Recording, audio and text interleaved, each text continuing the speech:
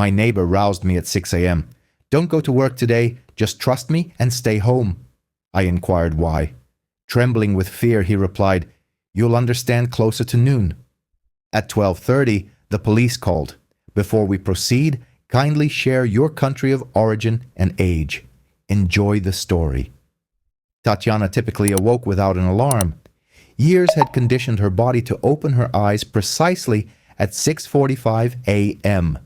A kettle, oatmeal, a brief set of exercises by the window. Then, the commute to her job at a construction firm where she had been managing accounts for many years. That morning, however, everything unfolded differently. A sharp rap at the door jolted her awake prematurely. The window was dark. It was 6 a.m. In the stairwell, she could hear a distant door closing somewhere. Who's there? Tatiana asked, still half asleep. Tanya, it's me. Sasha, the neighbor. His voice, muffled and strained, sounded unusual. Open the door for a minute. She recognized the timbre. He was from the apartment opposite. He had lived on their floor for 7 years. Alexander Semyonovich, a quiet, reserved man. Tatiana slid the chain back and opened the door slightly. Her neighbor stood on the threshold, pale as if he hadn't slept well. His hands trembled slightly. Forgive me for disturbing you so early, he said. Don't go to work today. Just trust me and stay home. Tatiana blinked, fully awake now. Why? What happened? I can't explain, but it's better if you stay. You'll understand closer to noon, please. He shook his head, as if searching for words. He stood straight, not fidgeting, making no unnecessary gestures. Only his voice didn't sound like her usual neighbor. It was another person, very composed and very weary. All right, Tatiana said, surprising herself. I'll stay. Her neighbor nodded briefly, as if he hadn't heard a promise, but an order being accepted for execution. Thank you, he said, adding more quietly.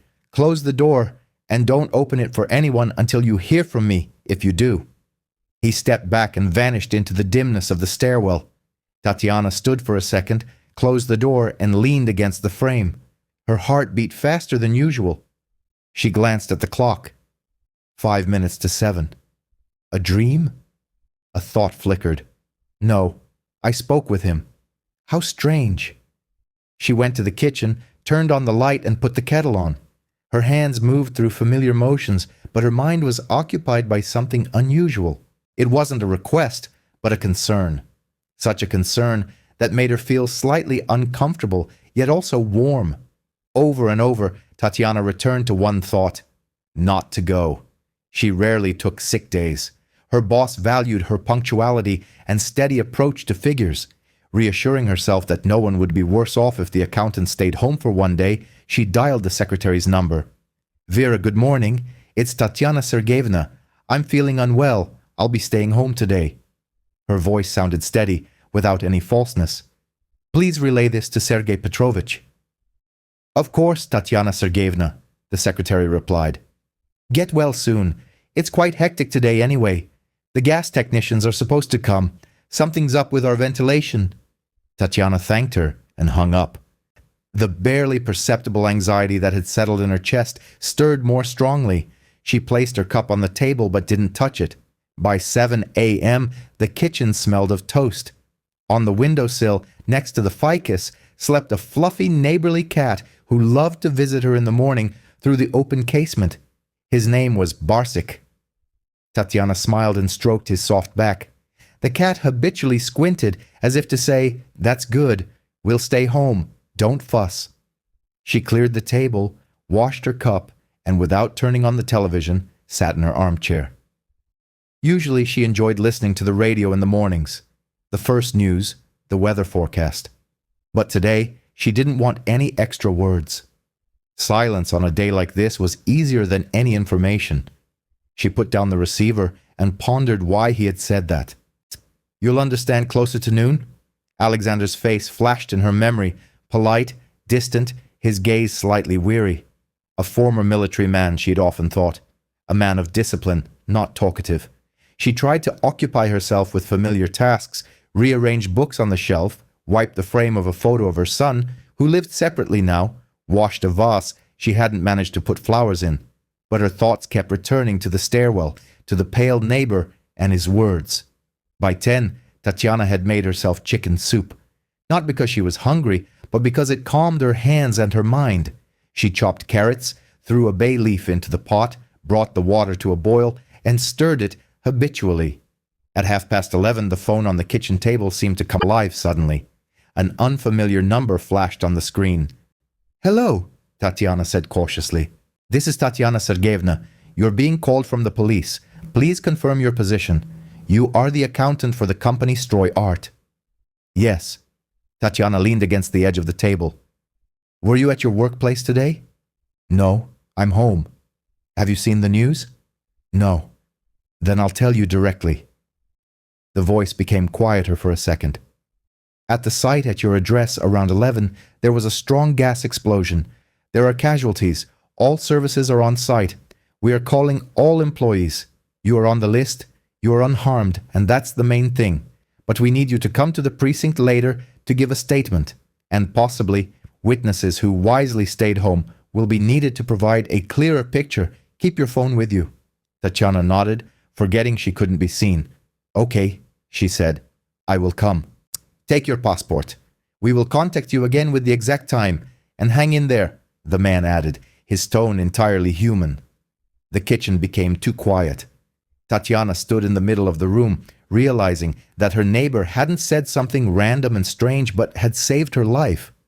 She sank into a chair, closed her eyes, and drew a ragged breath. She wasn't crying, but she suddenly felt very cold. Thoughts swirled. "Who's there?" "Vera, Sergei Petrovich, the guys from the estimate department, young Lyosha from supply. How are they? How are their families?" She reached for the phone, opened her contacts, and stopped. Not yet. Let those who are supposed to inform the families first. The door creaked softly from a draft. Tatiana got up and, like an automaton, twisted the window handle. Then she remembered her neighbor. A simple thought arose within her. Go to him, to say thank you. As silly as it sounded, she grabbed her robe, changed her shoes, and went out to the landing. The door opposite was familiar, brown, old, but sturdy. Tatiana knocked. No one opened for a long time. Just as she was about to leave, light footsteps sounded from the depths of the apartment. A lock clicked, and the door opened slightly. A woman in her late 30s, wearing a light-colored home sweater and with a thoughtful gaze, stood on the threshold. "Hello," Tatiana stammered. "I've come to see Alexander Semyonovich. I wanted." She searched for a word and found the simplest one. "To say thank you." The woman raised her eyebrows slightly, not in surprise but in gentle understanding. "You?" She sighed and stepped back, opening the door wider. "Come in for a moment." The hallway smelled clean. Keys were on the table and photographs on the wall. In one of them, Tatiana recognized her neighbor in uniform, young and serious. Next to him was the same woman, younger, and a boy with wide-open eyes. In the living room, on the dresser, was a frame with a black ribbon, a candle in a glass holder, and a police cap. "I'm Marina," the woman said quietly. "His daughter. Are you here about my father?" "Yes," Tatiana nodded. "This morning at 6 a.m., he knocked on my door and said, 'Don't go to work. She looked at the frame and suddenly felt the ground beneath her feet become softer. "I wanted to thank you." Marina was silent, and this silence was not empty. It seemed to absorb air, words, and pain. Then she said, "My father passed away 2 years ago. In November. On a call. A gas explosion. A collapse." She gestured with her gaze toward the cap. "Where he was, he managed to get 4 people out. He didn't make it himself." Marina looked directly at Tatiana. "Are you sure he came to you?" Tatiana unconsciously pressed her palms to her chest. "I'm sure," she said. "I saw his face, I heard his voice. He stood there, just as you're standing now. I don't take any medication, and I don't believe in miracles, but I saw your father." Marina sat on the edge of the sofa, not letting go of the candle in the glass. I've been feeling unwell this morning, she said after a short pause. I used to think that calendar dates were random, but today it's exactly 2 years and 7 days since that day. I woke up at 5 a.m. thinking about him, and suddenly, next to me, as if in my head, very clearly, time to get up. I got up, went to the kitchen, boiled some water. When I returned to the room, the candle flickered brighter for a second. I thought it was the wind from the window. I took a deeper breath, and a couple of hours later, I turned on the news. It was about your site, and the police called an acquaintance saying they were looking for employees. I prayed that everything would be okay with you. Marina smiled, bewildered and tired. If he came to you, it means he came to me somehow, just differently. Tatiana sat down next to her. I don't know how it works, she said, but I know one thing. He saved me. Her voice suddenly trembled. And perhaps not just me. This morning, I called the secretary and said I wouldn't come. She was also planning not to go. They were waiting for the gas technicians. Maybe she was delayed? Tatiana fell silent. I'm sorry, I'm saying strange things. You're saying living things, Marina replied. Thank you for coming. They looked at the photo in silence. On it, a young Alexander in uniform held his son and smiled somewhat shyly, as if not accustomed to smiling for the camera. He was strict, Marina said, but very gentle inside. He didn't like the word hero, saying the most important thing was to do your job and not boast about it. She smiled, remembering. He also couldn't stand it when people were late. He always arrived early. Perhaps he arrived early for you too. Tatiana nodded. A feeling settled within her, like after a long journey and a hot cup of tea. Weariness and warmth. Marina, she said, may I bring flowers this evening, just to place them nearby? I don't know how to give long speeches, but I have to say thank you somehow. You may, Marina nodded. I'll be home. Tatiana arrived at the precinct closer to 2. The building smelled of paper, damp corridors, and strong tea. The young investigator spoke quickly but carefully. You officially did not report for work today? He clarified. Yes, I called this morning and notified them. Reason? I felt unwell, she replied quietly, not wanting to mention the morning knock. I took the day as unpaid leave. The investigator wrote it down, nodded, then asked her to describe who else might have stayed home, who usually arrived first, who was responsible for ventilation and checks.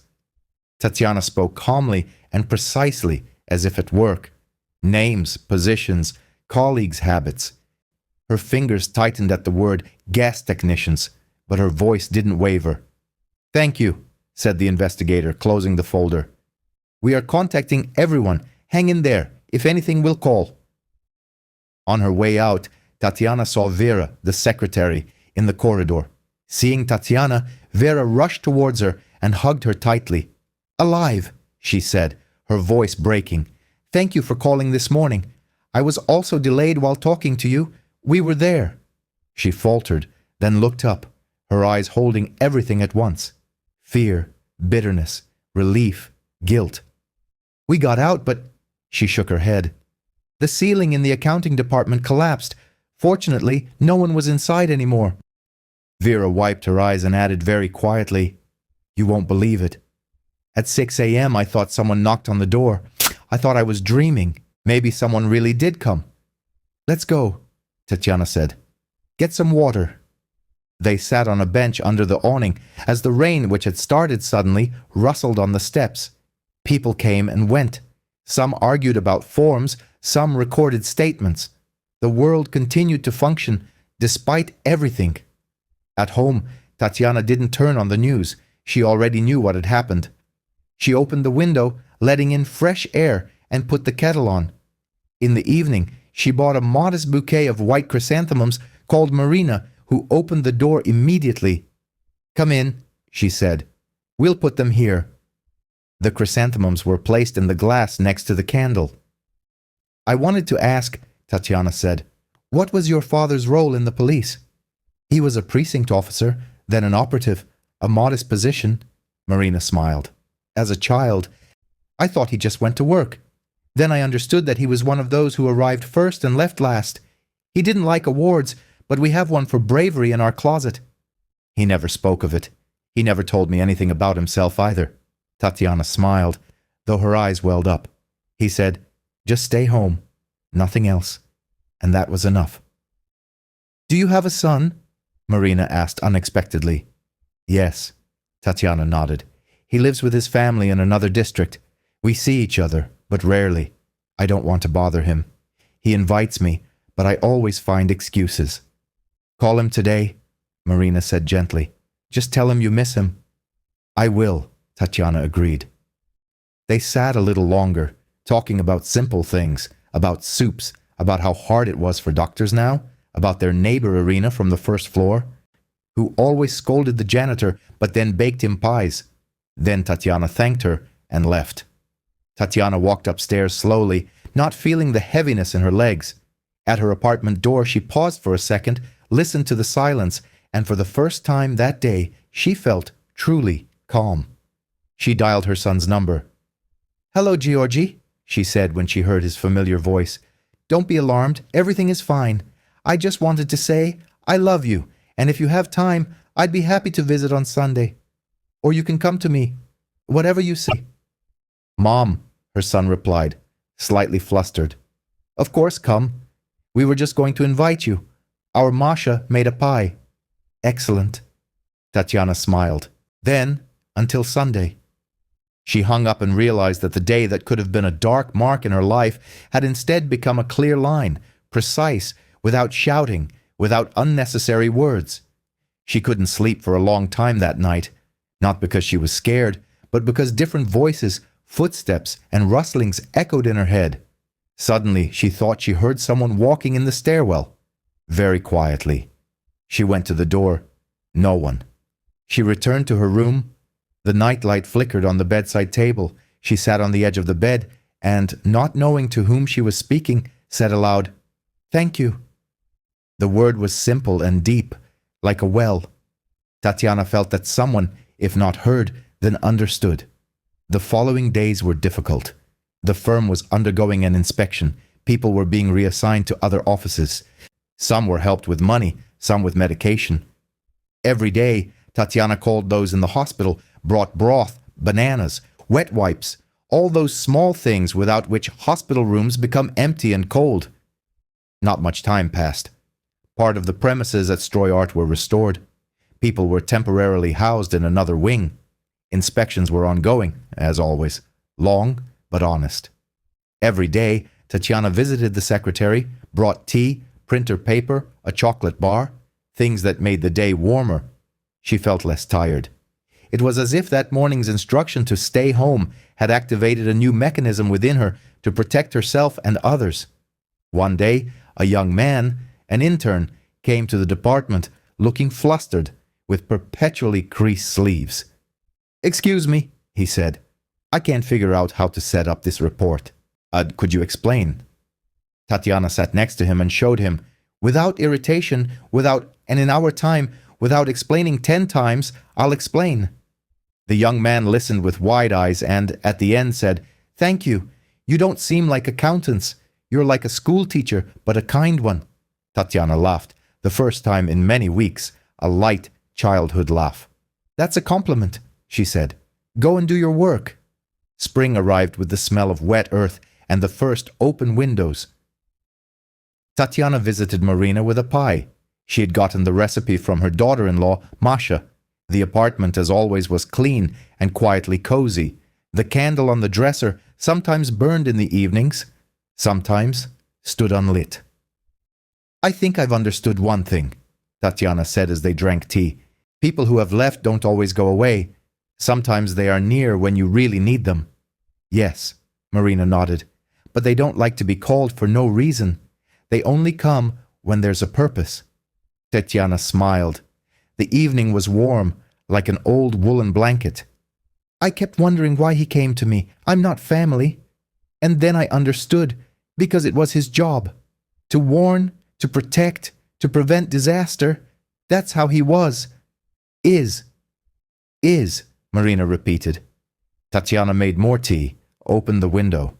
The evening air was warm, carrying the scent of blossoming lilac. Somewhere in the distance a dog barked, and she suddenly felt the urge to say aloud, "I've understood everything." She said it, and for the first time in many years she felt that truth was a simple and understandable thing. It didn't need to be dragged out with hooks from the depths. It lay on the surface. You just had to bend down. Sometimes people asked her why that day had changed her so much. She answered honestly, "Because I didn't go to work." People were surprised. "And that's all?" "Yes, that's all." She would nod. Sometimes the most important thing is not to go, but to stop, to listen. She wasn't inclined to tell every passerby about her neighbor. She knew that if she told someone who loved grand stories, the story would lose its meaning. It would melt away like sugar in boiling water. But like this, quietly. She lived it right. On the day exactly 6 months had passed since that morning, Tatiana went with Marina to the cemetery. The weather was clear, the sky bright. They brought chrysanthemums. Marina placed the flowers, adjusted the ribbon on the wreath. Tatiana stood nearby and said, "Thank you." Marina smiled. "He would have waved it off," she remarked. "But he hears," she added. She returned home, made tea, sliced an apple, and added cinnamon.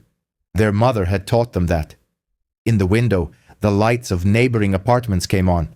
Someone was having dinner, someone was watching the news, someone was joking with their children. She sat at the table, poured her tea, and calmly, without haste, added new numbers to the list pinned to the refrigerator. Emergency services, the dispatcher, another hotline. Next to them, in small letters, first, breathe, then act. And this was the very knowledge that comes closer to noon, when the morning fear gives way to clarity. Simple knowledge. At the right moment, someone will knock. You just have to listen.